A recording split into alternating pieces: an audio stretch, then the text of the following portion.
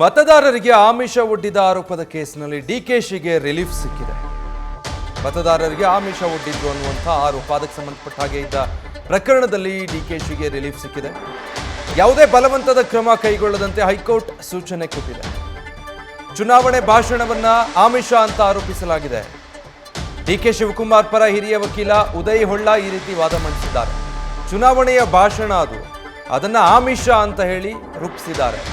ಡಿಕೆಶಿ ಪರ ವಾದಕ್ಕೆ ಚುನಾವಣಾ ಆಯೋಗದ ವಕೀಲರು ಆಕ್ಷೇಪ ವ್ಯಕ್ತಪಡಿಸಿದ್ರು. ಚುನಾವಣೆ ಪ್ರಚಾರದ ಗುಣಮಟ್ಟ ಕುಸಿತಕ್ಕೆ ಹೈಕೋರ್ಟ್ ಕೂಡ ಕಳವಳ ವ್ಯಕ್ತಪಡಿಸಿದೆ. ಭಾಷಣದ ವೇಳೆ ಇದು ಪುನರಾವರ್ತನೆ ಆಗದೇ ಇರೋ ಹಾಗೆ ಎಚ್ಚರಿಕೆ ವಹಿಸಿ ಅಂತ ಸೂಚನೆ ಕೊಟ್ಟಿದೆ. ಡಿಕೆಶಿ ಪರ ಹಿರಿಯ ವಕೀಲ ಉದಯ್ ಹೊಳ್ಳಗೆ ಕೋರ್ಟ್ ಈ ಸೂಚನೆ ಕೊಟ್ಟಿದೆ. ಮತದಾರರಿಗೆ ಡಿಕೆ ಶಿವಕುಮಾರ್ ಆಮಿಷ ಒಡ್ಡಿದ್ದಾರೆ ಅಂತ ಅವರದ್ದೊಂದು ಚುನಾವಣಾ ಭಾಷಣಕ್ಕೆ ಸಂಬಂಧಪಟ್ಟ ಹಾಗೆ. ಅಂದ್ರೆ ನಾನು ಇಲ್ಲಿ ಬಿಸ್ನೆಸ್ ಡೀಲ್ಗೆ ಬಂದಿದ್ದೀನಿ ಅಂತ ಒಂದು ಅಪಾರ್ಟ್ಮೆಂಟಿಗೆ ಅವ್ರು ಹೋಗಿರ್ತಾರೆ. ನೀರಿನ ಸಮಸ್ಯೆ ಇರುತ್ತೆ, ಅಲ್ಲಿರುವಂಥ ನಿವಾಸಿಗಳನ್ನ ಕುರಿತು ಅವ್ರು ಮಾತಾಡ್ತಾ ಇದ್ದಂಥ ಒಂದು ವಿಡಿಯೋ.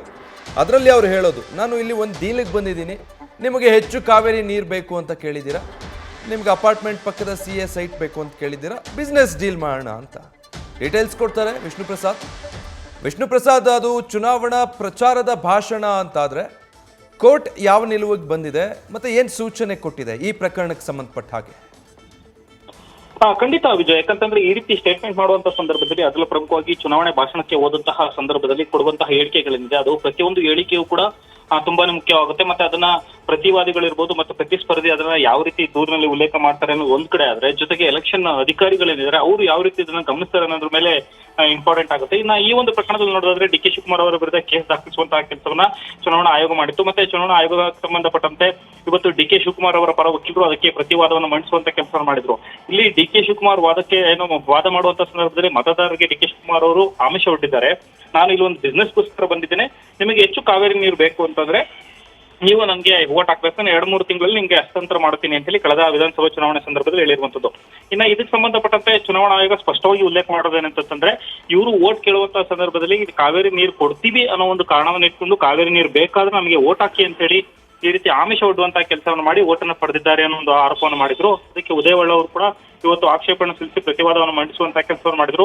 ಎರಡು ಕಡೆಯ ವಾದ ಪ್ರತಿವಾದವನ್ನ ಕೇಳಿದಂತಹ ಹೈಕೋರ್ಟ್ ಇವಾಗ ಈ ಒಂದು ವಿಚಾರಕ್ಕೆ ಸಂಬಂಧಪಟ್ಟಂತೆ ಮುಂದಿನ ದಿನಗಳಲ್ಲಿ ಯಾವುದೇ ರೀತಿ ಬಲವಂತದ ಕ್ರಮವನ್ನ ಇವರ ವಿರುದ್ಧ ಯಾವುದು ಕೈಗೊಳ್ಳಬೇಡಿ, ಮತ್ತೆ ವಿಚಾರಣೆಯನ್ನ ಕಂಟಿನ್ಯೂ ಮಾಡೋದಕ್ಕೆ ಕೂಡ ಹೈಕೋರ್ಟ್ ಹೇಳಿರುವಂತದ್ದು. ಮತ್ತೆ ಭಾಷಣ ಮಾಡುವಂತ ಸಂದರ್ಭದಲ್ಲಿ ಈ ರೀತಿ ಪದೇ ಪದೇ ಜನರಿಗೆ ಆಮಿಷ ಒಡ್ಡುವ ರೀತಿಯಲ್ಲಿ ನಿಮ್ಮ ಕಕ್ಷಿದಾರರು ಯಾವುದೇ ರೀತಿ ಹೇಳಿಕೆ ಕೊಡಬಾರದು ಅಂತ ಹೇಳಿ ಡಿಕೆ ಶಿವಕುಮಾರ್ ಅವರ ಪರ ವಕೀಲರಿಗೂ ಕೂಡ ಹೈಕೋರ್ಟ್ ಸೂಚಿಸುವಂತಹ ಕೆಲಸವನ್ನು ಮಾಡಿದೆ. ಸದ್ಯ ಅರ್ಜಿ ವಿಚಾರಣೆ ಮುಗಿದಿಲ್ಲ, ಇನ್ನು ಕೂಡ ಅರ್ಜಿ ವಿಚಾರಣೆ ಕಂಟಿನ್ಯೂಷನ್ ಇದ್ದು ಮುಂದಿನ ವಿಚಾರಣೆ ವೇಳೆಗೆ ಯಾವ ರೀತಿ ಕ್ರಮ ಕೈಗೊಳ್ತಾರೆ ಅನ್ನೋದು ಈಗ ಕುತೂಹಲ ಇರುವಂತದ್ದು.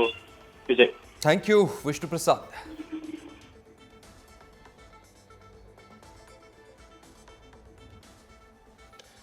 ಇದೇ ದೃಶ್ಯಗಳು ಅಂದ್ರೆ ಈ ಪ್ರಚಾರದ ಭಾಷಣದಲ್ಲಿ ಡಿಕೆ ಶಿವಕುಮಾರ್ ಅವರು ಆಡಿದ ಮಾತುಗಳು ಸ್ವಲ್ಪ ವಿವಾದಕ್ಕೆ ಕಾರಣ ಆಗಿತ್ತು. ಇದನ್ನ ಆಮಿಷ ಅಂತ ಹೇಳಿ ಆರೋಪ ಮಾಡಿ ಪ್ರಕರಣ ಕೂಡ ದಾಖಲಿಸಲಾಗಿತ್ತು. ಈ ಪ್ರಕರಣಕ್ಕೆ ಸಂಬಂಧಪಟ್ಟ ಹಾಗೇನೆ ಈಗ ಕೋರ್ಟ್ ಈ ರೀತಿ ಸೂಚನೆ ಕೊಟ್ಟಿರೋದು. ಬಲವಂತದ ಯಾವ ಕ್ರಮನೂ ಕೈಗೊಳ್ಳಬೇಡಿ, ಬಟ್ ವಿಚಾರಣೆ ಮುಂದುವರಿಸಿ. ಆದರೆ ಭಾಷಣಗಳಲ್ಲಿ ಈ ರೀತಿ ಗುಣಮಟ್ಟ ಕುಸಿತ ಆಗೋದು ಸರಿಯಲ್ಲ ಅನ್ನೋ ಎಚ್ಚರಿಕೆ ಕೂಡ ಕೊಟ್ಟಿದೆ. ನ್ಯೂಸ್ ಫಸ್ಟ್ ನಿರ್ಭೀತಿಯಿಂದ ನಿಮ್ಮ ಪರವಾಗಿ.